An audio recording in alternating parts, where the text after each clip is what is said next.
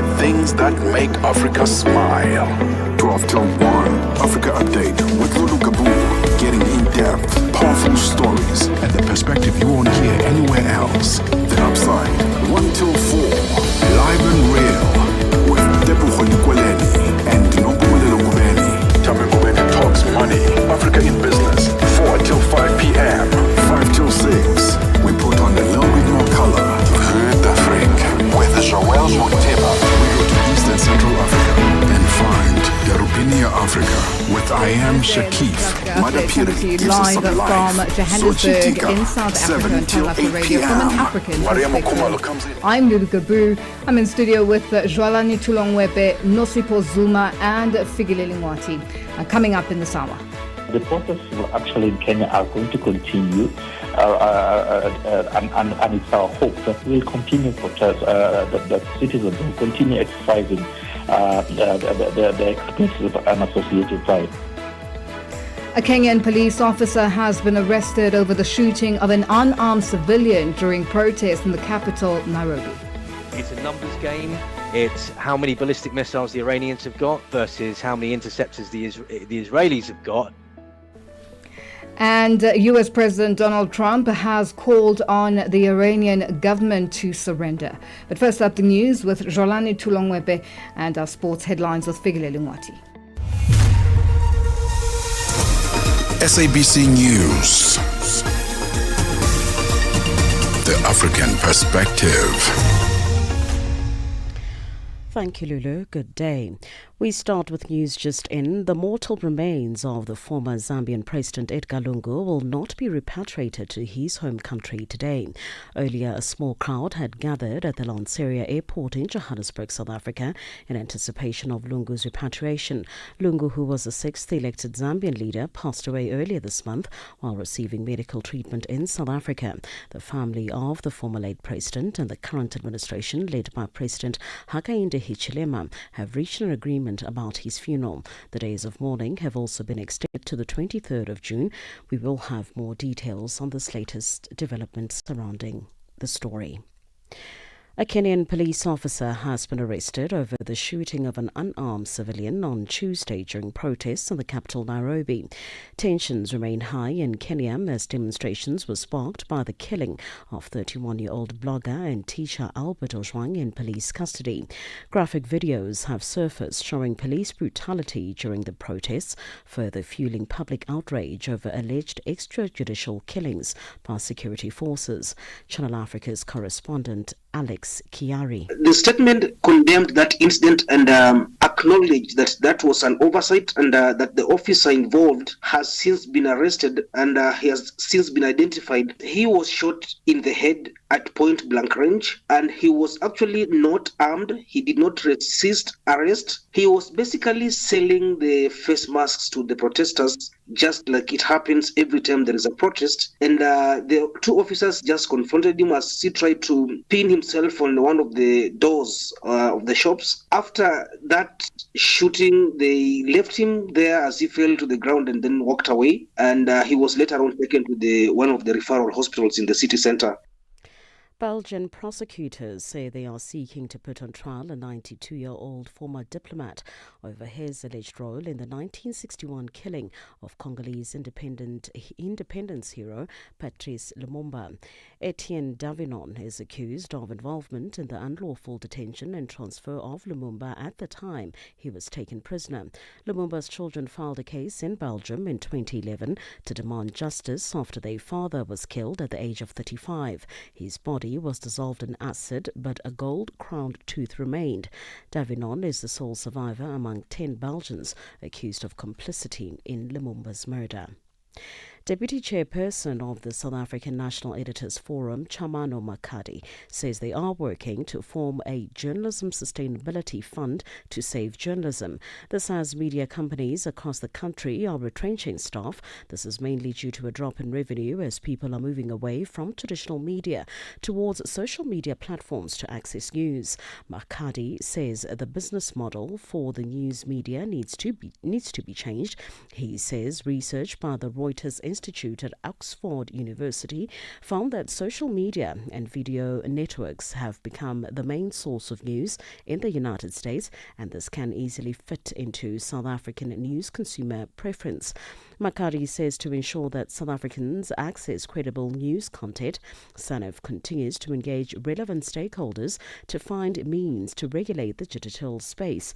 Makari elaborates. Amongst other things, we spoke to the Competition Commission to really put the point forward, mainly around big tech, to say there's a lot of money that's leaving our shores. Are we not able to look at methods of version as we would have seen in other countries? But also that needs the support of a parliament. If you're talking about laws, parliament, it is in the right position to take some of these proposals and turn it into a bill. And finally, Japan and South Korea have expressed concern at the ever closer military ties between Russia and North Korea. Seoul has said the deployment of more North Korean troops to Russia is a clear violation of UN sanctions. Yesterday, the North Korean government promised to send thousands of mine-clearing troops and builders to Russia's Kursk region. For any news stories you would like to share with us, please do send an email to newsroom@channelafrica.co.za or call us on +27 11 714 4459. For Channel Africa News, I'm Jolani Tulongwebe. SABC News. The African Perspective. In our sports headline, Mamelodi Sundowns goalkeeper Ronwen Williams has been penalized under the new law in the Nehru Club World Cup win. And the ICC World Test champions are back home to a hero's welcome following their victory at Lord's. I'll be back with these and other stories at the bottom of the hour. Africa Update with Lulu Gaboo, 12 to 1 p.m. Central African Time. Oh, thank you to Zalani Tulongwepe with our news update and Figile Lingwati with our sports headlines. It is 12:07 Central African Time and we're coming to you live from Johannesburg in South Africa on DSTV's audio bouquet channel 802, on OpenView channel 628 and on www.channelafrica.co.za, as well as on the SABC Plus app available on the Apple and Google Play stores. And if you'd like to join us in conversation on our social media platforms, that's on X, Instagram, and subscribe on YouTube at Channel Africa 1. On Facebook at Channel Africa, you can also send us your comments and voice notes to +2763 at 406 9126 #Africa Update, and let us know which country you're in. And if you have any stories that you'd like us to highlight or to focus on, send us an email. It is newsroom@channelafrica.co.za, or give us a call on +27 11 714 4459. And today on #Africa Update asks, with US President Donald Trump having taken to social media calling for what appears to be the total surrender of the Iranian government. Now, do you agree with Trump's sentiment that Iran should surrender, or do you believe Iran should be able to protect itself?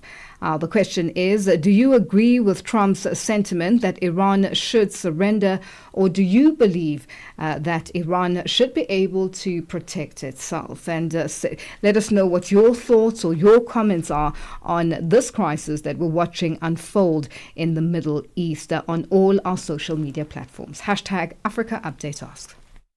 Africa Update with Lulu Gaboo, 12 to 1 p.m. Central African Time. The mortal remains of former Zambia's President Edgar Lungu will not be repatriated to his home country. Lungu was the 6th elected Zambian leader who passed away in South Africa earlier this month. Our Channel Africa's reporter Michael Mbewe is at the Lanseria Airport in Johannesburg, where the repatriation was to take place. Michael, good afternoon, and thank you for joining us on Africa Update. Good afternoon, Lulu. Good afternoon, the continent of Africa, Lulu. Now, Michael, what has happened? What has changed? I mean, being at the airport and then getting the news that this is not going to happen. Yes, Lulu. Complex puzzle. Again, I think we know, building to this where we at this point today, there have been reports that there have been, some misunderstandings between, the government of Zambia and also the family of the late former President Edgar Lungu. So that issue was resolved.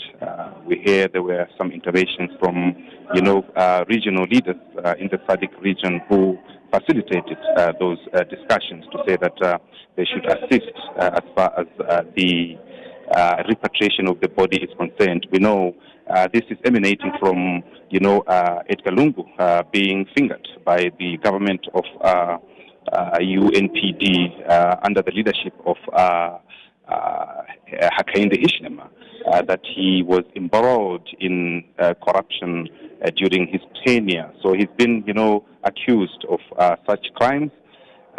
So that's where we are today. So we woke up this morning expecting that the body will be repatriated. The ceremony starting at 9:30. We saw the army, the South African Defence Force, because this has also to do with a bilateral, cooperation and relations between South Africa and Zambia. So definitely South Africa via the Department of International Relations and Cooperation are the ones that are facilitating this, but also, assisted by the SNDF. So everything was set. The carpet was rolled. The SNDF had already done their drills. Only 20 minutes ago, we saw one of the generals from the army, coming to alert his fellow officers to say that who were preparing to do the guard of honor in respect of the former president of Zambia, Edgar Lungu's body. So at the moment, we are, there's a meeting that is going on between the generals and then also the members, the officials of the South African Department of Relations and International Relations Cooperation, and then as well as also the family. We've been alerted that the meeting at the moment is going on because the ceremony is supposed to start at around 9:30, and I think by 12 would have been done. So we are all. I mean, the media is if you see Sophie Mukwena, our SABC, international. Yeah, she was about to say no. Why don't we just leave? Because there is absolutely any communication whatsoever that is coming. What they've said is that we should just wait for somebody is going to come and brief us, Lulu. So well, Michael, that's where we are at the moment. Yeah, well, I guess it is a waiting game to find out exactly what is happening on that front. We'll leave it there. You'll give us updates once you have more information. Yes, I hope that will happen before your show ends. All right. I'll alert. Okay, thanks, Michael. That's our reporter, Michael Mbewe, who is at the Lanseria Airport in Johannesburg in the Gauteng province of South Africa. And this is where the mortal remains of Zambia's former president, Edgar Lungu, were to be repatriated to his home country. And this was then changed without much information. Hopefully, we will get that information before the show ends. But if not, it will be on our programming as on Channel Africa. Now, it is 13 after 12 Central African time, and we're coming to you live from Johannesburg in South Africa. Africa Update with Lulu Gaboo on Channel Africa. More than 500 lives have been lost and at least over 2 million people have had to flee their homes in Nigeria's Middle Belt because of clashes between cattle herders and farmers in the region. The latest attack at a market in Yelwatwa killed around 100 people. Last month, gunmen killed at least 20 people, and in April, at least 40 people were killed in neighboring state of Plateau. And to discuss this further, we are joined on the line by Amnesty International Nigeria's programs manager, Barbara Magaji. Barbara, these numbers that I've just mentioned are quite staggering. Just take us through the situation on the ground in Benue. Okay, so good morning, everyone, and thanks so much, Lulu. So in Benue is in the Middle Belt, the central of Nigeria, and attacks have been ongoing in the Middle Belt for quite some time now, for years. And you either have farmers-herders conflicts or you have communal issues arising. But in this situation, the recent one that just happened that was quite disturbing, and based on information on the ground, just to note that Documentation is still ongoing by different organizations, including Amnesty. For what we have so far, what happened on some few days back in Yalwata, which is located in Guma LGA of Benue State, the attacks started, and the information we have was that this time around the pattern was different. Not the regular shooting, but first the houses were set ablaze and people were forced to come out. They ran out of their houses, and as they were coming out, they were being shot at. Those who couldn't run out of their houses were burnt to death. And based on the information we have on ground, bodies could not even be identified. You couldn't determine the gender of people because they were already burnt to ashes. I mean, this is very alarming, and more so because that is the state that has always had IDP situations for years. Last year, Amnesty did documentation of IDPs. We did a research to understand the situation, actually, the condition of IDPs. And the state at that time was documenting in collaboration with another international organization. But we had hundreds of thousands of people in different IDP camps in their situation with so much ongoing violations. For instance, potable water was not available. We were in places where we had people actually having to purify colored water to be able to consume it. You would see women go to markets and actually get grains, I would say waste grains, and they will pick up the grains and then sort them out and feed. Now, I have information on ground that those camps that we visited are already overpopulated. And because of this recent attack, a new camp in an international market has been set up. Tons of people are even moving from neighboring communities in the next state. Now, So Barbara, it's quite why do you alarming. think this is happening? Why do you think that there's an escalation of violence in the region? I think there's a sense of lack of accountability with what's happening. There are tensions. There is competition for resources on the ground. While herders are fighting or looking for way of grazing, farmers are also looking for way of survival by farming their crops. And then that tension keeps on arising. Now, the problem is we know the conflict is ongoing, but why then is government not addressing it? For years, Amnesty has documented and has asked for accountability for different types of conflicts in Nigeria. It's not only the Middle Belt one. We're still advocating for accountability for the Boko Haram situation in the Northeast. Now we're here in the Middle Belt. Their need for accountability. So I think that sense of accountability, and sometimes you hear community members telling you, we had prior information, we gave early warning, we informed security agencies, and still the things still happen. So importantly, the purpose of government based on the Nigerian constitution is security and welfare, and the two are failing. And so you hear people making all kinds of utterances with taking laws into their hands, which is wrong. Now, the failure of government to address this situation can also be fueling some of these things, and it's very important that government addresses it as soon as possible. Now, Because Barbara, there are those reports communities that dozens of people are missing. Have they been located, and what's their situation if they have been located? Or do you know? Does anyone know where they may be? I think for now it should be too early. I know it's lives, but it should be too early for us to ascertain. Like I said, the information that we have on ground are quite early with respect to those that have died. It's possible people are in communities, people are moving from one community to the other, people might be in transit, people might have actually been maybe picked up, kidnapped, because again, Yalwata shares border with Nasarawa State, a particular community which is which has had kidnapping situations. Kadarko in particular has had kidnapping situations, so that could also be a reason, but I can't authenticate it. So that's why I'm saying maybe we wait a bit to understand what's going on. We know the Chief of Defense Staff has moved to Benue State. The president is supposed to be in Benue State today. Let's see what happens. Possibly some information should start coming out because community members are agitated, rights are violated and still keep on being violated. In the midst of this, you have all kinds of things happening, sexual violence, enforced disappearances, and all those things. Well, Barbara, thank you so much for your time. We'll leave it here for today. Thank you for joining us on Africa Update. Thank you.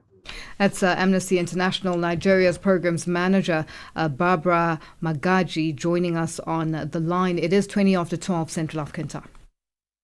Africa Update with Lulu Gaboo, 12 to 1 p.m. Central African Time. A Kenyan police officer has been arrested over the shooting of an unarmed civilian during protests in the capital, Nairobi, yesterday.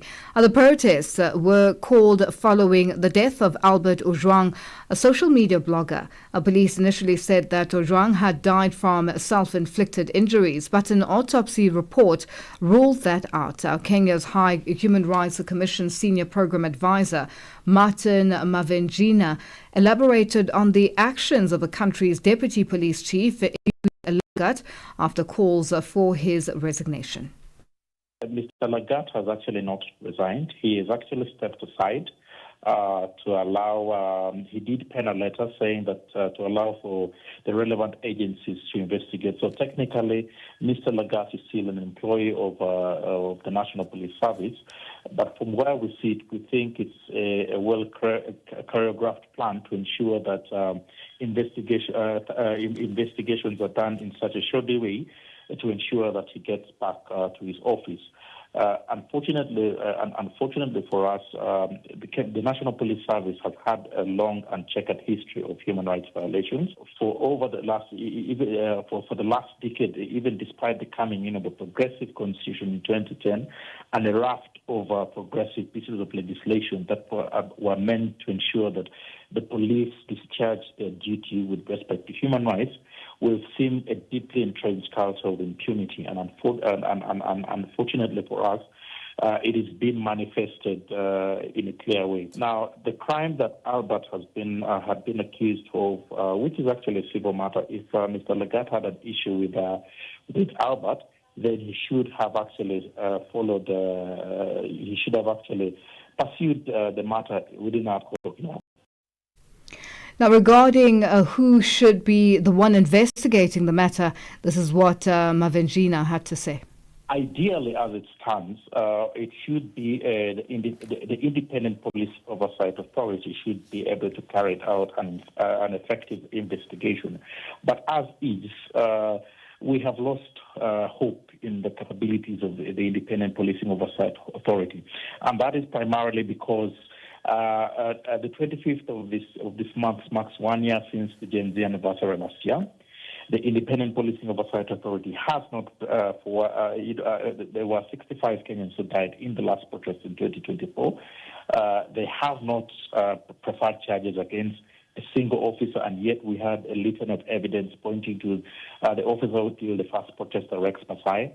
So I honestly don't think that the Independent Policing Oversight Authority has the capability to investigate the current inaction, specifically the unlawful death of Albert Ojwang.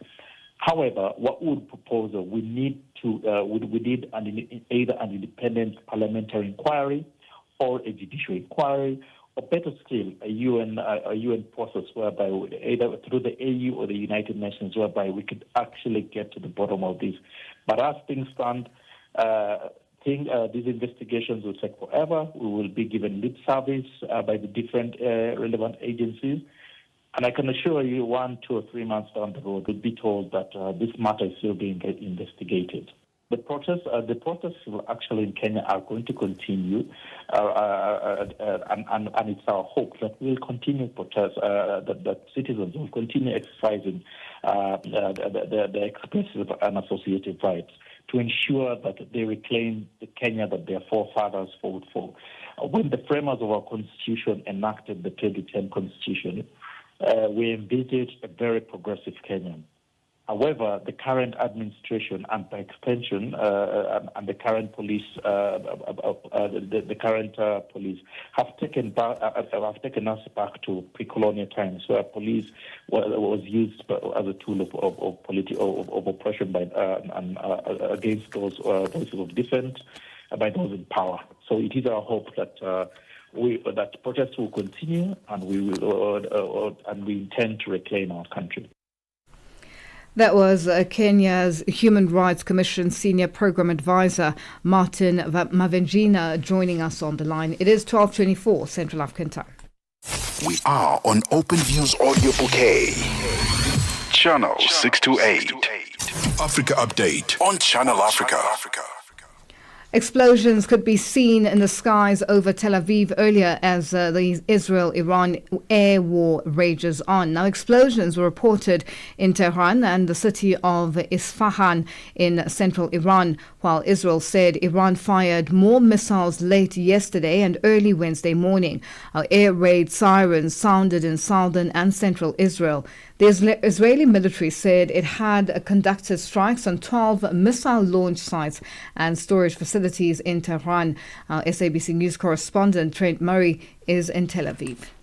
Certainly what we have seen here overnight were two more waves of those Iranian ballistic missile attacks targeting once again Tel Aviv predominantly. We are being told by the Israeli Defense Force that there was around 10 missiles fired in total, and they were all largely intercepted. We're not hearing any reports from the ambulance service here of any injuries or casualties on the ground, but we certainly heard the explosions in the sky overnight of those interceptor missiles striking down those Iranian attacks, and also a lot of debris falling to the ground because of that.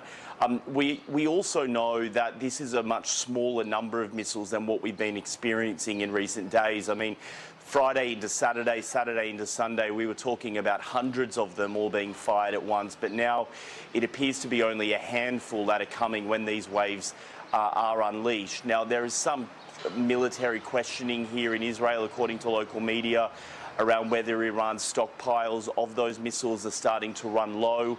Some estimates suggest that they still are in the thousands, and so Israelis are being warned not to become complacent. But where the numbers are starting to fall, some are suggesting here it's because of the IDS operations to take out the launches, of course, crucial. I mean, there's no point having missiles if you can't launch them. There's some estimates that around a third to 50% of the launches have now been struck by Israeli aircraft, and that is what's causing the drop in numbers. But the state of emergency still certainly remains in place here. The schools are again closed today, as are most workplaces, and people are being told to make sure they know where their nearest shelter is, given there's very little warning time when those air raid sirens sound. We're seeing a large number of American refueling aircraft being sent to this region. Around 30 of those aircraft have flown over from the US in the past 48 hours. Those are the types of aircraft you would use if you were going to conduct a major air attack, so that fighter jets can refuel in the sky. I mean, the Israelis are certainly not letting up the tempo in all of this. They are continuing to bomb Tehran. We're hearing reports of significant bombing targeting, according to the IDF, centrifuge manufacturing facilities. Those, of course, crucial pieces of technology in the nuclear enrichment program. We are also hearing that a university was struck that they say was linked to the Iranian Revolutionary Guard. So I think right now the next 24 to 48 hours are going to be quite crucial. Certainly we have heard from Moscow and Beijing that they are calling for de-escalation in all of this, but no suggestion on their part that they are going to take part in any of this militarily. But as I say, I think right now all eyes are on one man, and that is President Trump, to see if he will make a decision to join this Israeli operation and start bombing Iran with American aircraft. All of the countries around this region are calling for de-escalation. We also know, of course, that in order for those missiles to arrive here in Israel, they need to fly over places like Saudi Arabia, Jordan, Syria. And we are seeing some suggestions, especially in Jordan, that the Jordanian Air Force is intercepting some of those missiles themselves in order to try and protect their airspace. Just briefly on the topic of airspace, I should mention, of course, Israel's been closed since Friday, but we've just seen the first commercial aircraft land here. It was an El Al flight, the national flag carrier, bringing back some Israelis. It's thought there's around 100,000 of them abroad looking to get home. That's our correspondent in Tel Aviv, Trent Murray, ending that report. Continue with us on our social media platforms. That's on X, Instagram, and subscribe on YouTube at Channel Africa 1, on Facebook at Channel Africa. You can also send us your comments and voice notes to +2763 406 9126 as hashtag Africa Update, and let us know which country you're in. It is 12:30, and our news headlines up next with Jolani Tulongwepe. SABC News. Headlines. The African Perspective. Thank you, Lulu. Good afternoon. Making headlines. The mortal remains of the former Zambian President Edgar Lungu will not be repatriated to his home country today. And a Kenyan police officer has been arrested over the shooting of an unarmed civilian yesterday during protests in the capital Nairobi.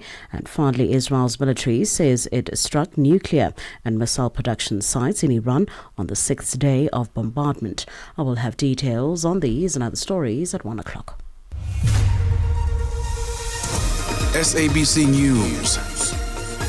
Headlines. The African Perspective. Oh, thank you to Jwalani Tulongwebe with our news headlines. And we say good afternoon to Figile Lingwati with our sports news. Sports on Channel Africa. The African Perspective. Good afternoon, Lulu. Thank you. We begin with the cricket news. The ICC World Test Champions are back home following their heroic performance in the final at Lord's last week, where they beat defending champions Australia to win the first ICC final in 27 years. The Proteas were met by a relatively small but enthusiastic crowd of supporters. Two of the heroes of the Proteas victory, fast bowler Kagiso Rabada and second innings centurion and player of the match Aiden Markram, were dumbstruck by the welcome they received at OR Tambo International Airport in Kempton Park, east of Johannesburg. Very happy. This is beautiful to see. Thank you to everyone for coming out. Very proud moment for us as Cricket South Africa. Pretty overwhelming, to be fair. Didn't expect this turnout. So, been many years coming now, so I think it obviously means lots to the fans, and their support over the years for us has been massive, and to see them turn out today to be part of this celebration. And football news, goalkeeper Ronwin Williams has been penalized under the new law 12.2 in Sundowns' Nero Club World Cup win. Mamelodi Sundowns' 1-0 victory over Ulsan HD in the FIFA Club World Cup Group F clash was marked by a rare enforcement of the new rule, as captain and goalkeeper Ronwin Williams was penalized under this recently introduced law of the game. In the 82nd minute, Williams saved a shot from Lee Hugon and held on to the ball while scanning the field for options. However, referee Clement Turpin raised his hand to indicate that Williams had exceeded the allowed time to release the ball. Turpin awarded a corner kick to Ulsan, citing the new regulation. The law approved by the International Football Association Board IFAB on the 1st of March 2025 states that if a goalkeeper holds the ball for more than 8 seconds, the opposing team will be awarded a corner kick. This replaces the previous rule, which penalized such infractions with an indirect free kick after 6 seconds. Williams held the ball for 13 seconds before being penalized, an incident he will need to be mindful of ahead of Sundowns' next match against Borussia Dortmund, as set-piece opportunities could prove costly. Now, tennis news. The man who was given a restraining order for stalking British tennis player Emma Raducanu earlier this year has been caught trying to apply for tickets for this month's Wimbledon Champions. BBC Sport can reveal the All England Club's security system highlighted the man's name had been red-flagged and blocked his attempt to enter the public ballot. British number one Raducanu was left in tears after seeing a man who had followed her to 4 successive tournaments in the stands during a match at the Dubai Tennis Championship in February. The man who was removed had given Raducanu a letter and asked for a photo in a coffee shop the previous day. He was given a restraining order by Dubai police and his name was circulated around tennis. More tennis news. Tennis players have demanded more action to stop dangerous abuse from the dark side of social media, which calls for the introduction of identity verification after Britain's Katie Bolter laid bare the extent of the issue. Bolter said that the receiving abusive content and death threats has become the norm for athletes and that it becomes more apparent every single time you go on your phone. After saying she fears about the impact this kind of abuse can have on younger players, Bolter has received support and backing from her fellow players. For any sports stories you'd like to share with us, please send an email to newsroom@channelafrica.co.za or call us on +2711 714 4459. This is Channel Africa Sport with me, Fidel Ngwati. Sports on Channel Africa. The African Perspective.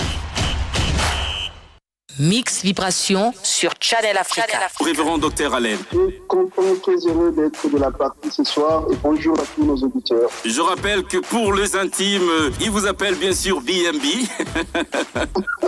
Aujourd'hui, nous parlons courage sur Mix Vibration. Comment définissez-vous le terme courageux? Ça vient du latin corps, qui veut tout simplement exprimer la bravoure, la force de l'âme ou encore la virilité, le héroïsme que quelqu'un peut avoir en face de difficultés, en face de problèmes, en face de défis. Mix Vibration, tous les dimanches de 18h à 19h, temps universel. Oh, thank you to Figuleni Ngwati with that sports update. And we say good afternoon to Nosipo Zuma with our business news. Business news on Channel Africa. The African Perspective. Thank you, Lulu. Good afternoon. In your business news this hour, the National Union of Metal Workers of South Africa, NUMSA, will today picket outside Danel's offices in Centurion in the Gauteng province to demand long overdue wage increases. NUMSA claims that workers have faced significant challenges, including unpaid salaries during the COVID-19 pandemic and no salary increases for the last 5 years. Now, the union accuses Danel's management and the government of mistreating employees while attempting to privatize the company. NUMSA's national spokesperson, Pagamile Hlubi-Majola. Earlier in the year, a promise was made by the executive management to workers that they would be receiving a 7% increase. But that decision was changed by the board of Danel. And this is what has caused workers to be up in arms, because they're saying, why are you refusing to give us this increase? The executive management highlighted that we would receive 7% earlier in the year. That was suddenly changed without reasons given by the board. And this is why a decision was taken that today that they would picket.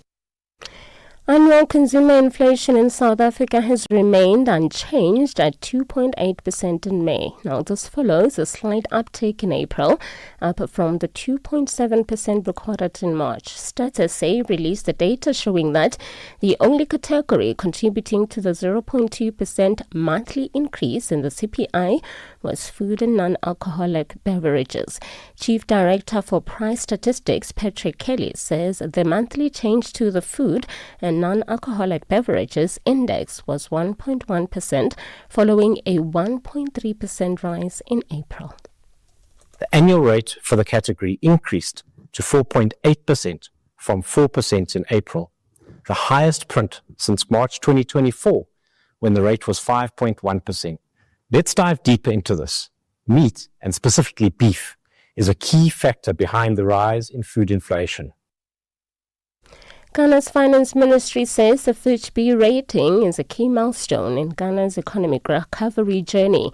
Ratings agency Fitch upgraded Ghana's rating to B- from restricted default, attributing the rating to the successful restructuring of $13.1 billion in Eurobond debt, sustained physical consolidation and notable progress in stabilizing the macroeconomic environment. Professor of Finance at the University of Cape Coast, Professor John Gatsi, explains the impact of this rating on Ghana. And all these things point to a direction that is favorable for the country. And with this rating, the signal to our creditors is that we are improving in terms of our ability to pay them when their investment fall due, and so I think we have a package of good statement from this rating.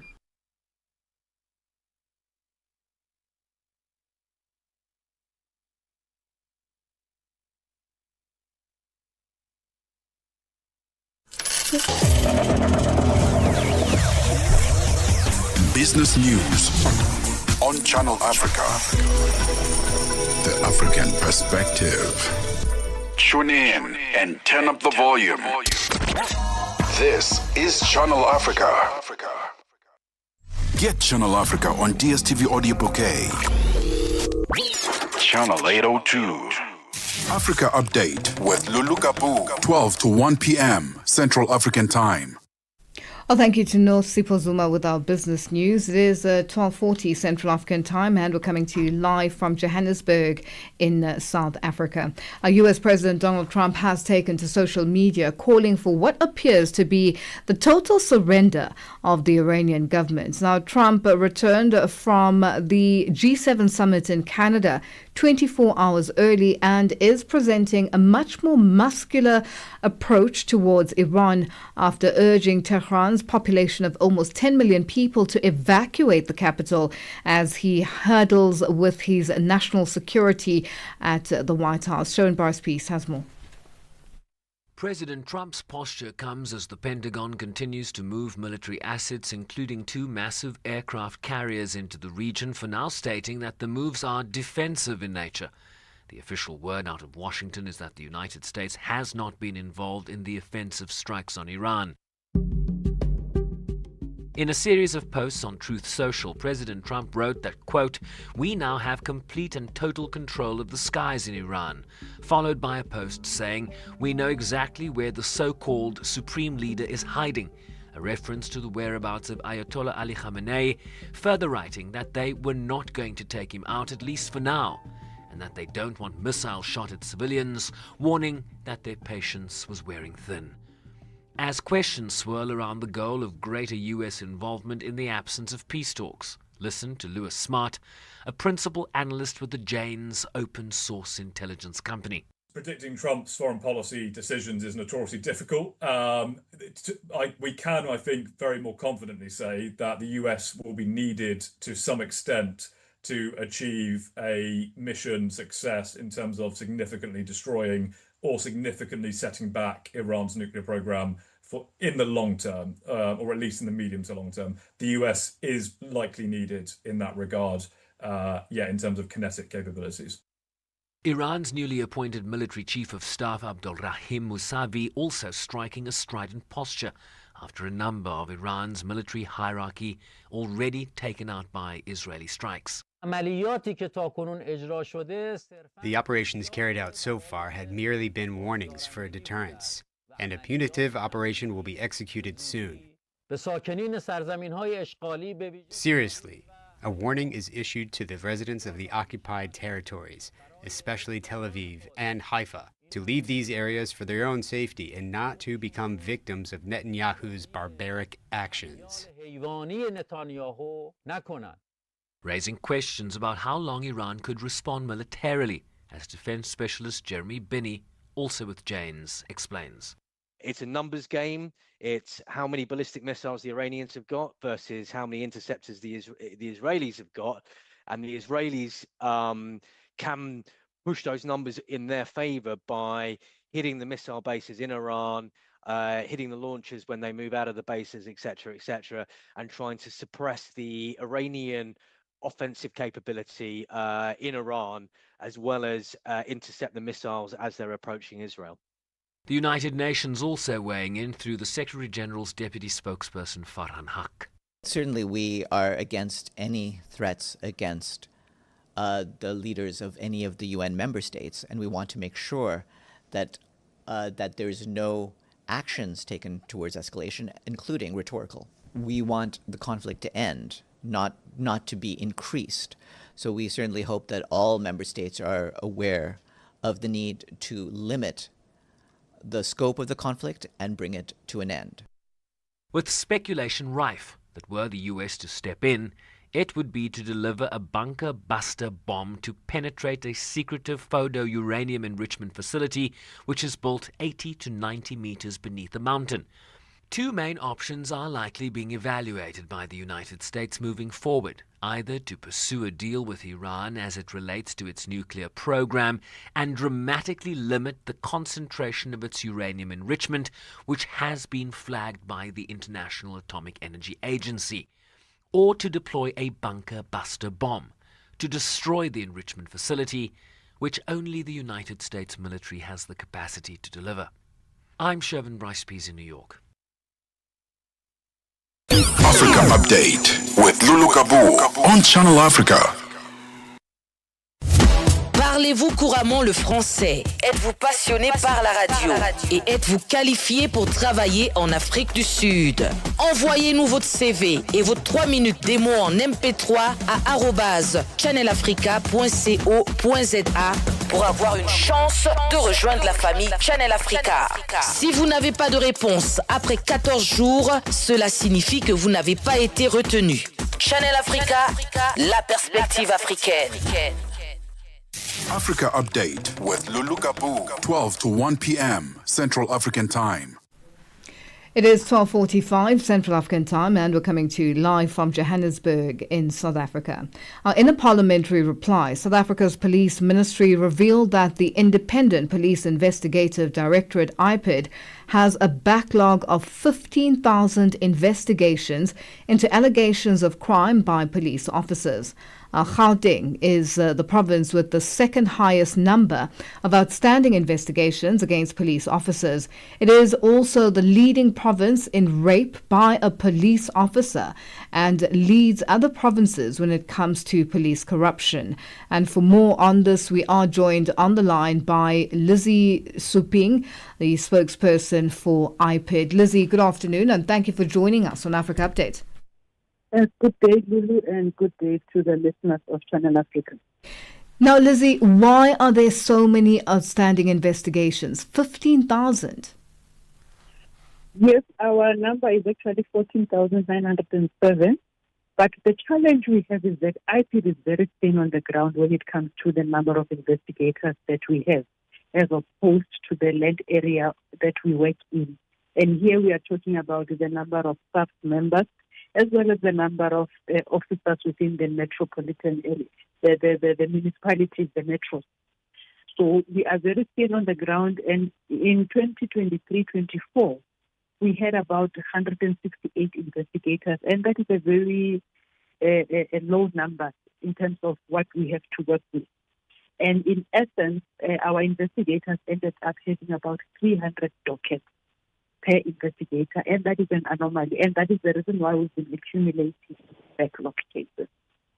And with this, 168 investigators with 300 dockets, open dockets for each individual, what is being done by IPID with regards to increasing the staffing shortage that is clearly a big challenge? We have developed a strategy to try and reduce our backlog, but also address our new intake. So what we've done is we have appointed retired detectives to assist us in addressing backlogs, especially in your hotspot provinces, which is Gauteng, Western Cape, KZN, and the Eastern Cape. And also in this financial year, National Treasury has given us additional budget, and part of that money would be used to capacitate or beef up our investigation capacity on a permanent basis. And then with just of those investigations, how many are still employed in the police force? You mean what the number of investigators? What we do as IPID, we record a case. We don't look at individuals, because you might find that in one case you've got about 2 or 3 officers involved. So we register a case, we deal with the case. In terms of the people that are employed, that's a question that would be best responded to by staff, because that's a matter between employer and employee. But from our side as IPID, whenever there is a case that we're investigating, apart from it being a criminal case where we would refer a docket to the SPA for a decision so that it can be on the court roll, we also make recommendations to staff to question them to act against their members where there is a case to answer. And that process has to be done internally at staff, and then they need to give us feedback. Well, Lizzie, thank you so much for joining us on Africa Update. We'll leave it there for today. Thank you very much. That's Lizzie Suping, the spokesperson for the Investigative Directorate, Independent Police Investigative Directorate, IPID, in South Africa, joining us on the line. Stella Longwe pamalonje palitusokoma pano pamalonje kumvera nyimbo za mu africa kusangalala kupeza moyo akuti kumva moyo kuti kuyenda bwino pano pamalonje ndiyetu apa tili ndi katswiri oyimba ameneyu ndi katswiri wa dziko la malawi amene akukhala mdziko la south africa ndipo amayimba amene akuti ndi big nick malawi yatiuzani kuti kodi moyo wanu woyimba ukuyenda bwanji mu johannesburg? Moyo woyimba ukuyenda bwinobwino kwambiri chiliyonse chikutheka ndithu bwinobwino. Ayi aziwoneka chiliyonse chikutheka mofa magrasi anu apa akuti kumenya yonse aziwoneka zoti azikutheka ndithu mu johannesburg. pa nthawi ya 6 koloko kufikira 7 koloko madzulo lowiruka ndi Stella Longwe. Africa Update with Lulu Gaboo, 12 to 1 p.m. Central African Time. South Africa's cricket team, the Proteas, led by captain Themba Bavuma, have arrived home after defeating Australia by 5 wickets in the World Test Championship final at Lord's. Eastern Storm's coach Jeffrey Toyana, who coached Bavuma during his formative years at the Lions, told Ronald Phiri that Bavuma's soft-spoken leadership style, coupled with team effort, led the Proteas to victory.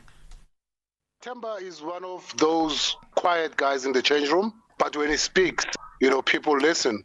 And that's a great acumen, to have as a leader. And I coached him. Then in 2015, he went to Western Province just to be closer to home. And then we had a meeting, I think, at Fourways Mall with his wife, Upila.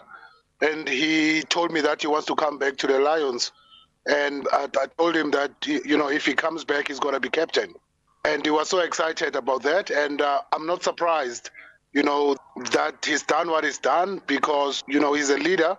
He's got character and he gets people to play, for him because of, leadership style, which is very, very calm. He gets players to be at ease.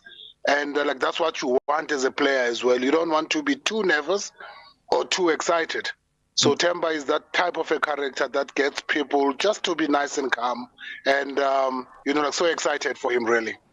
Now, the Proteas' victory this year was a landmark moment for South African cricket. Can you share your thoughts on how Bavuma's gritty 66 in the chase shaped the team's performance under pressure?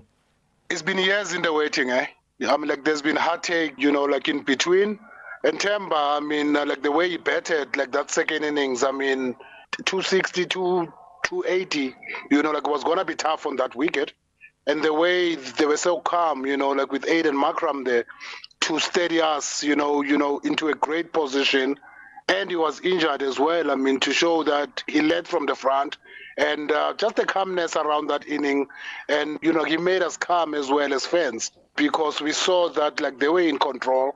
That whole test match, the pitch, was not the greatest pitch to bet on. It was a bowler's paradise, but the way they played that new ball and to bat well as well in those, middle overs once the ball got older was really, really something special to see. And, chatting to him the other day as well, he told me that they were chirping him about the C word and that's what, pushed him to do well, for his country. And yes, what a win at the end. That has made South Africa happy. And how significant do you think this achievement is for the growth and perception of cricket in South Africa, specifically under Bavuma's leadership, and also considering the fact that this latest win actually ended a 27-year drought since the 1988 knockout trophy?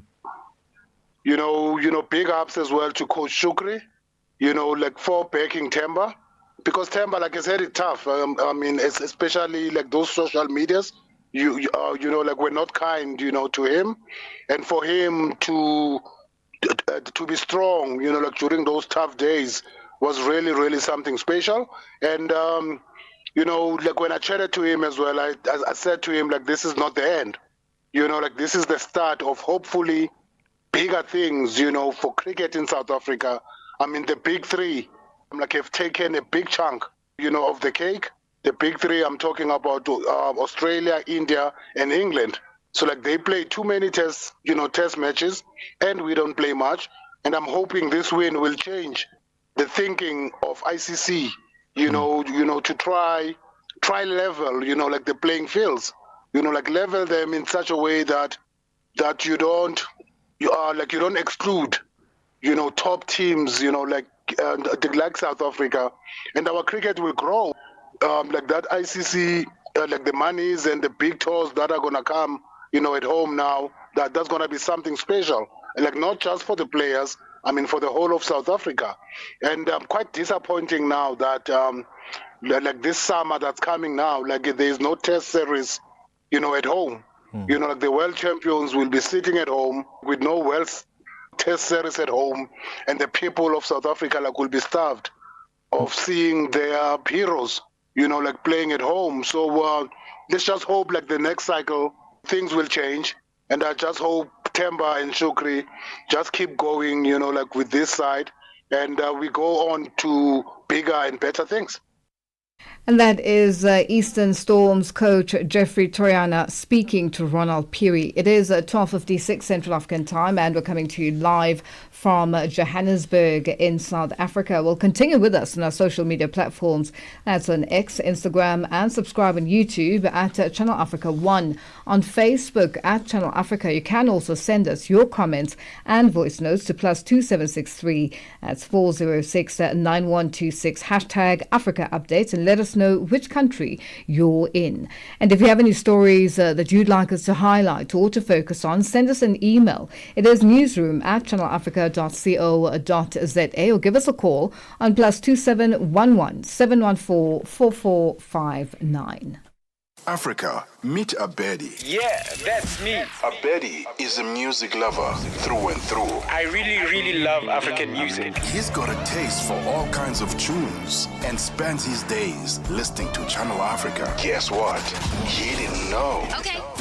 Channel Africa wants to help Abedi and all music lovers everywhere to discover even more incredible music. That is why Channel Africa is calling on all African musicians to submit their music. Musicians, remember to give us all your relevant information. Make your submissions at music@channelafrica.co.za. Submissions are your chance to be heard on radio. But sadly, they do not guarantee that you'll be playlisted. All submissions will be carefully reviewed to see if they meet our station's requirement. Channel Africa, the African perspective. Africa in Business on Channel Africa. The president of the Arab Bank for Economic Development in Africa, Badea, Dr. Sidi Ould Tah, he is vying for the presidency of the African Development Bank, the AFDB. He positions himself as a fervent defender of economic integration and structural transformation on the African continent. So I do believe that I have a 360 view of the development challenges in the continent with my experience from both the supply side and the demand side. But more importantly, my vision is to bring on board all the stakeholders and to have a holistic approach for the development of the continent, and to develop partnership across the continent and outside the continent, bringing all the stakeholders together to work for one goal, is to make Africa green for life and livelihood of the African population. Bringing the African markets into your home. Channel Africa, the African perspective.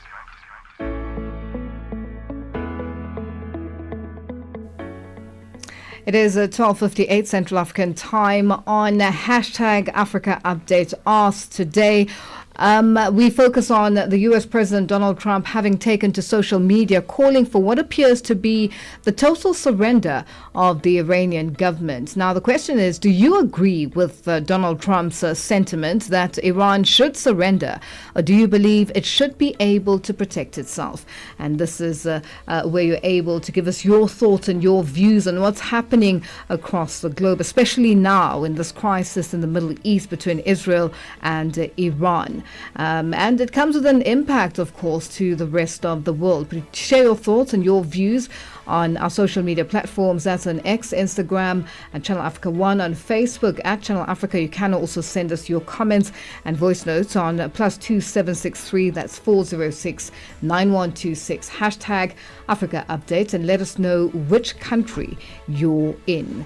And that's how we wrap Africa Update today. It's been a good one, and continue with us on our social media platforms, and do let us know what your thoughts are.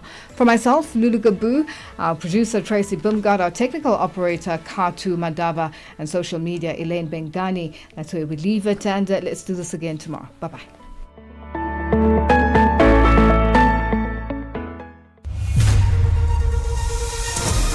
SABC News. The African Perspective. Thank you, Lulu. Good afternoon. The mortal remains of the former Zambian President Edgar Lungu will not be repatriated to his home country today. A small crowd had gathered at the Lanseria Airport in Johannesburg, South Africa, in anticipation of Lungu's repatriation. Lungu was the sixth elected Zambian leader the sixth elected Zambian leader, passed away earlier this month while receiving medical treatment in South Africa. The family of the former late president and the current administration, led by President Hakainde Hichilema, have reached an agreement about his funeral. The days of mourning have also been extended to the 23rd of June. Channel Africa's Michael Mbewe is at the Lanseria Airport and reports that there is currently a meeting underway between the military, South Africa's International Relations Department, and Lungu's family. So at the moment, we are, there's a meeting that is going on between the generals and then also the members, the officials of the South African Department of Relations and International Relations Cooperation, and then as well as also the family. We've been alerted that the meeting at the moment is going on. Because the ceremony is supposed to start at around 9:30, and I think by 12 would have been done. A Kenyan police officer has been arrested over the shooting of an unarmed civilian yesterday during protests in the capital Nairobi. Tensions remain